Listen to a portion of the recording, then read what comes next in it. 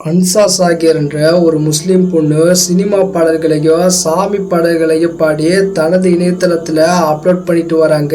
திடீர்னு அந்த பொண்ணோட வீடியோ பயங்கரமா வைரல் ஆகுது. ஏன்னா சில முஸ்லிம்கள் அந்த பொண்ணோட வீடியோவுக்கு கீழே போயிட்டு கமெண்ட்ல, ஏய் நீ எல்லாம் ஒரு பொண்ணா, ஹிஜாப் அணிஞ்சுக்கிட்டு இப்படி பாட்டு பாடுறிய, வேண்டாம் ஹிஜாப கலட்டிட்டு பாடு, நீ அல்லாஹ்வை பயந்துக்கோள், அல்லாஹ் உன்னை கண்டிப்பா தண்டிப்பாரு அப்படின்னு கமெண்ட் பண்ண உன்னைய இதை பார்த்து சில இந்து ஹீரோக்களோ கிறிஸ்தவ வீரர்களோ ஐயோ முஸ்லிம் பொண்ணுக்கு அநியாயம் நடக்குது அப்படின்ட்டு, ஏன்பா பாட்டு பாடுறது ஒரு குத்தமாப்பா, நீங்க எல்லாம் பெண் அடிமைத்தனம் பண்றீங்க, உங்களை பொறுத்த வரைக்கும் பெண்கள் என்றாலே கடைசி வரைக்கும் அடுப்படி கீழே தான் இருக்கணும், எங்க அவங்க வளர்ந்துட போறாங்கன்னு பொறாமப்படுறீங்க, இதே ஏஆர் ரஹ்மான் பாடினா அது பரவாயில்ல என்று சகட்டு மேனிக்கு பேசிட்டு இருக்காங்க. ஆனா எனக்கு என்ன ஒரு சந்தேகம்னா, இதே முஸ்லிம் பெண்களை முஸ்லிம் என்கிற ஒரே காரணத்தினால ஸ்கூல்ல வைத்து சிறுமிய டீச்சர் கொடுமை செய்த வீடியோ வைரலானது. முஸ்லிம் பெண் என்றாலே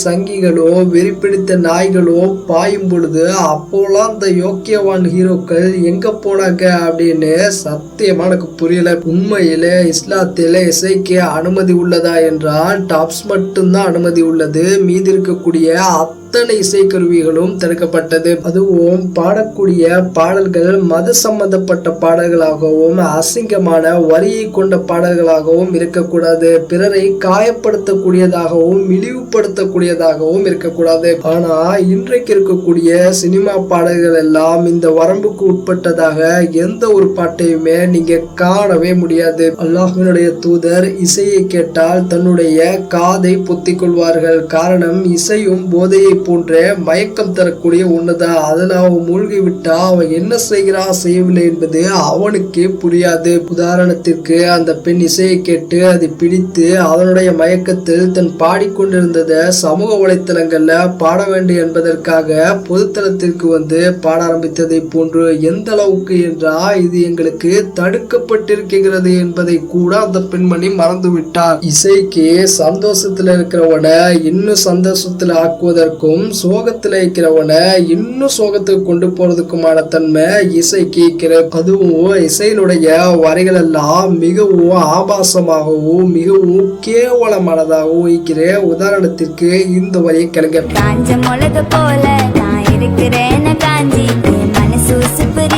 இத ஒரு பெண் பாடி ஒரு ஆண் பார்க்கும்போது என்ன சொல்ல வாரீங்க? கேவலமான அசிங்கமான வார்த்தைகள், சொல்வதற்கே வாய் கூச வேண்டிய வார்த்தைகள் எல்லாம் இன்றைக்கு சின்ன பிள்ளைங்க சர்வ சாதாரணமா பாடிட்டு இருக்காங்க. அவனோட அர்த்தங்கள் கூட அவங்களுக்கு தெரிவதில்லை. இப்படி கேவலமான அசிங்கமான வார்த்தைகளை பாடுவதை நீங்க விரும்பலாம், நீங்க உங்க பிள்ளைகளுக்கு சொல்லி கொடுக்கலாம். ஆனா அது எங்களுக்கு மிகவும் அருவருப்பானது. உலகத்தார் அனைவருக்கும் அருட்கொடையா அனுப்பப்பட்ட எங்களுடைய அன்புக்குரிய முகமது நபி அவர்கள் கூறினார்கள், சஹீஹுல் முஸ்லிமில் இறை நம்பிக்கை பாடத்தில் ஹதீஸ் 74 உங்களில் மறுமை நாளையும் அல்லாஹ்வையும் நம்பியவர் பேசினால் அவர் நல்லதை மட்டும் பேசட்டும் அல்லது அவர் வாய்மூடி மௌனமாக இருக்கட்டும். எனவே இங்கு பாடுவது மட்டுமல்ல, தவறான விடயங்களை பேசுவதே தடுக்கப்பட்டிருக்கு. எனவே ஒருவர் மார்க்கத்தில் தடுக்கப்பட்ட ஒன்றை செய்யும் பொழுது அதை சுட்டி காட்டுவது ஒவ்வொரு முஸ்லிமின் மீதே கடமையாகும். அல்லாஹ் சொல்கிறான், நீங்கள் மூமின்களுக்கு உபதேசம் செய்யுங்கள், அது அவர்களுக்கு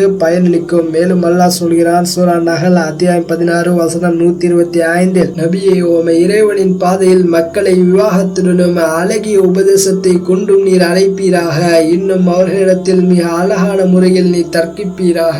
எனவே அல்லாஹ் அழகான வார்த்தையை கொண்டு அழைக்குமாறு சொல்கிறான். சில முஸ்லிம்கள் வரம்பு நிறைய வார்த்தைகளை பயன்படுத்துகிறார்கள், அது தடுக்கப்பட்டது. பெண்கள் தன்னுடைய திறமையை வெளிப்படுத்துவதற்கு இஸ்லாத்தில் தாராளமாக அனுமதி உள்ளது. ஆனால் எந்தவித ஹராமான நடத்தையும் இல்லாமல், ஹிஜாபை உடைக்காமல், குரானுக்கும் சுன்னாவுக்கும் மாற்றம் இல்லாமல், உதாரணத்திற்கு டாக்டராக தன்னுடைய திறமையை வெளிப்படுத்துவது, டீச்சராக வெளிப்படுத்துவது, பாவத்திலிருந்து மக்களை தடுத்து வெளிப்படுத்துவது, ஒரே இறைவனின் பக்கமும் நன்மையின் பக்கமும் மக்களை அழைக்கக்கூடிய காட்சிகளில் நடித்து வெளிப்படுத்துவது, இப்படி அவர்கள் பல விடயங்களில் அவர்களுடைய திறமையை வெளிப்படுத்தலாம். எனவே அவர்கள் அழைக்கும் போது அது சாபம் விடுவதில்லை, இறைவனை பயந்து கொள் என்பதாக எச்சரிக்கிறார்கள். அது சாபம் கிடையாது. ஏற்பதும் ஏற்காமல் இருப்பதும் அவர்களுடைய விருப்பம். நாளைக்கு மறுமையில யார் சரி என்பது தெரிய வரும். அவர்களை சத்தியத்தின் பக்கம் அழைத்த போதிலும் அவர்கள் பொருட்படுத்தவில்லை. அவர்களுக்கு அல்லாஹ் சொல்லக்கூடிய பதில் அல்லாஹ் சொல்கிறான் சூரா அல் பக்ரா அத்தியாயம் 2:18. அவர்களோ